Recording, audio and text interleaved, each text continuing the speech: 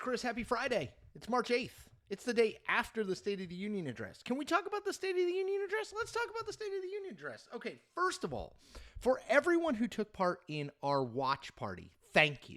I had a great time. Despite the technical difficulties at the start, my computer just totally crashed. It seemed to work out pretty well. We kind of watched the speech on C-SPAN. I offered my Mystery Science Theater 3000 commentary in a little box. You can watch it, by the way, on my channel. I was happy with it. I hope you were too. All right, so let's talk about the speech itself. So I said yesterday in this space, on this channel, that I thought this was the most important speech of Joe Biden's political career. And the reason for it was simple.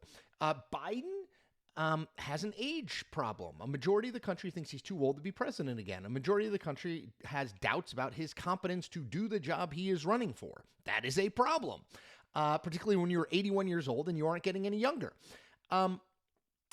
So in a lot of ways, the biggest thing about the speech wasn't necessarily what he said, but how he said it and how he looked. And honestly, I just don't know how any even close to neutral, it's been a long week, close to neutral observer would watch that speech and think, man, Biden's really doesn't have it anymore, right? Like, he's too old, he doesn't care, he's out of it. Like, the criticism, to the extent there was any, was that it was too angry.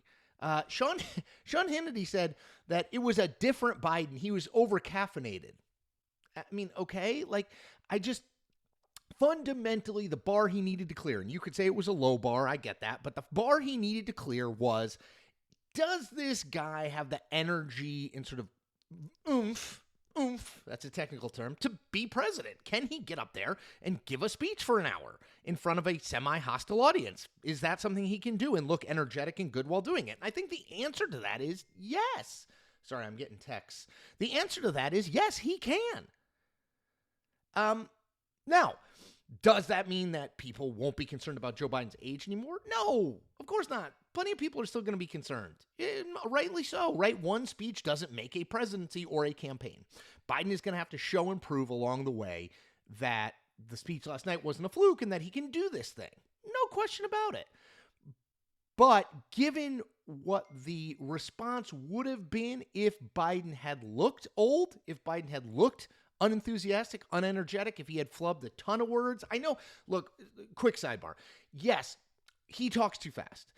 When he does that, he sometimes elides words and kind of smashes words together, and it can be a little hard to understand. But he's always done that, right? I mean, go look at his speech 20 years ago. He does that. Is it a little more prevalent now? A little, but I don't think he made a ton of mistakes that would suggest he's out of it.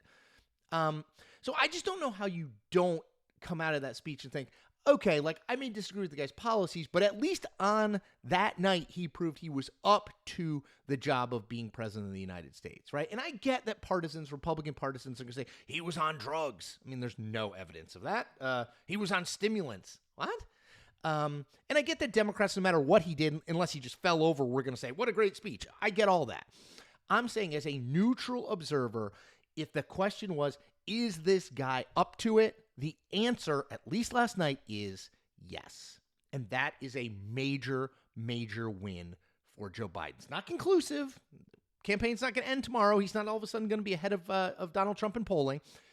But it is a big thing. It is a hurdle cleared. It was a major hurdle that Democrats were very nervous about, and it has now been cleared.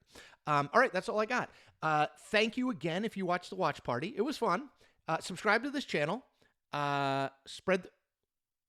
See, there are balloons. Spread the word. I really like doing this. I'm going to keep doing it, but I need your support. If you like this kind of stuff, go check out my Substack. Just type Chris Cillizza, Cillizza, and Substack into the Google machine, and it will take you there. A lot of the content's free. Some of it's not. Need you to invest in me, so the more you can do, the more the better. Always. Have a great weekend. I'll see you on Monday. Take care.